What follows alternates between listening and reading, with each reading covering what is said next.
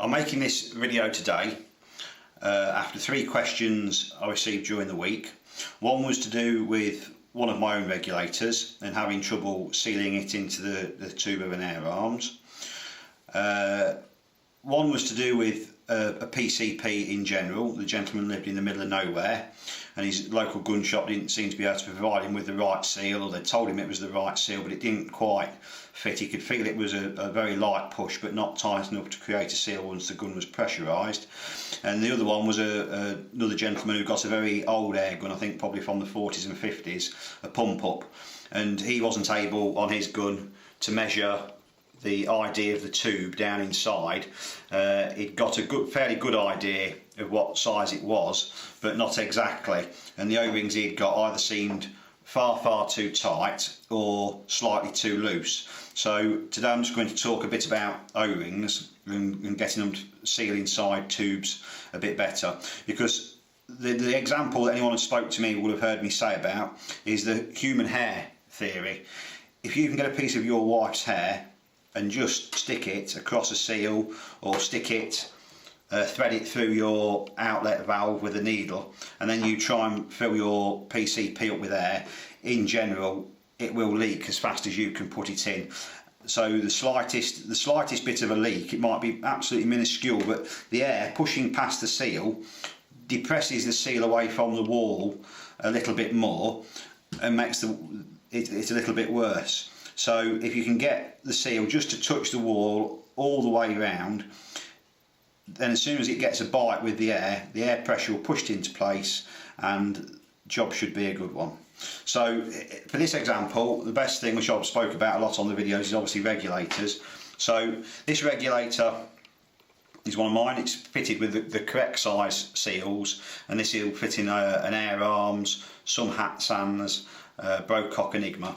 So let me zero this. The case on these are about 27.4mm, and then the seals stick out to about 28mm.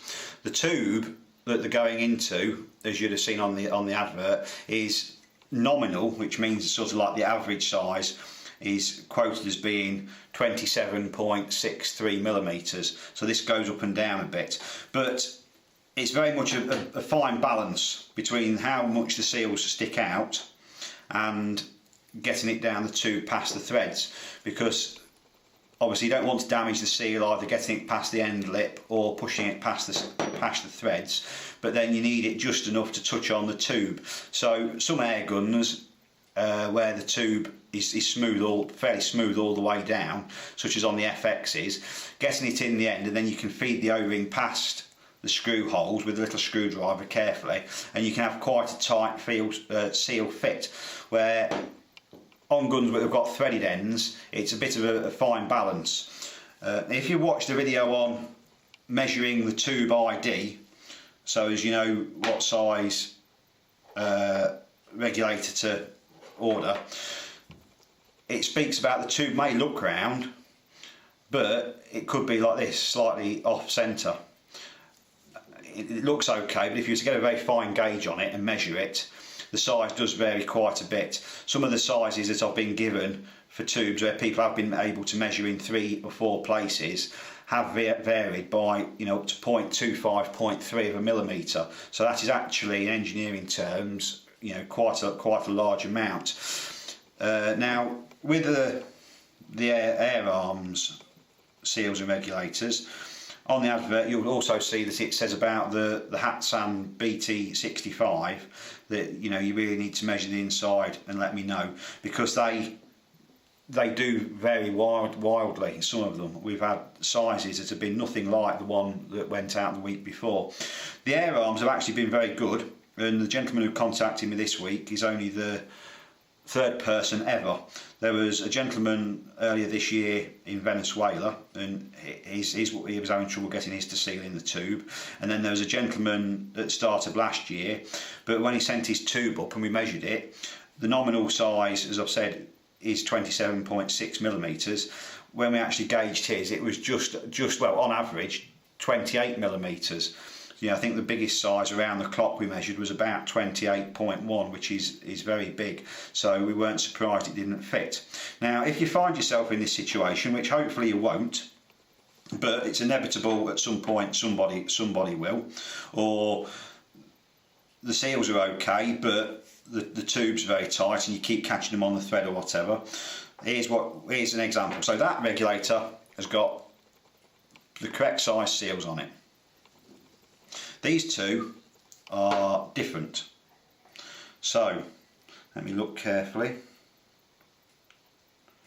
Right, he says looking carefully. This one at the front is sticking out to 28.23 millimeters. So that should be enough to fit in an oversized cylinder. But trying to find an O-ring big enough to do that can be difficult because it's probably going to be an odd size. So what you need to do if you want to put a slightly bigger seal on is calculate the cross diameter to the diameter so you can work out how much thinner it's going to be when it's stretched into place. Now this is the seal that we'd fit on an air arms with an oversized cylinder, and this is only 16 millimeters across the centre, but the cross section of the rubber is 4 millimeters. So when this is placed onto the case, the normal O-ring fits on with about 28 millimeters. This one actually fits on with about 28.25, 28.2, so that would be a fix for that. And then at the back here we've got the correct size, that is the correct size seal. So you'd think that it should measure 28 millimeters, but it doesn't, it's slightly over 28 millimeters. That's knocking on as well for 28.2, and we accomplish this with the simple aid of PTFE tape, which you'd get from your average hardware store or plumber's shop. This is quite safe to use, very universal, used in all sorts of applications to do with air, hydraulics and similar sorts of applications. And then on this regulator, this back seal measures 28.27, but the seal again is completely the wrong size seal for the job. That is only a 3mm section seal, so that extra bulk has been packed out with six turns of PTFE tape, so that's brought it up past the required size. So if you find yourself in a situation where you're having a job to get a regulator, a valve body, an end cap that fits in, you fill a valve end cap or anything to fit, or if you can't get exactly the right size seal because the gun's been altered over the years, then you can either calculate and work out to use a different size seal with a larger cross section to give a little bit more bulk, as we've demonstrated on the front of this regulator, or use PTFE tape. Now PTFE tape isn't expensive, I didn't know exactly how much it was, so I went out and purchased this packet last week from a local DIY shop in the UK, and that cost 32p. I think this roll of PTFE tape, I think I only had 2 since I started working with airgun, PCP airguns, and that's about 20 years ago, and there's still some on there, and I've used it for all sorts of applications on motorbikes, cars, my airline in the workshop, all sorts of things. So you shouldn't ever get through a hell of a lot of it for 32p.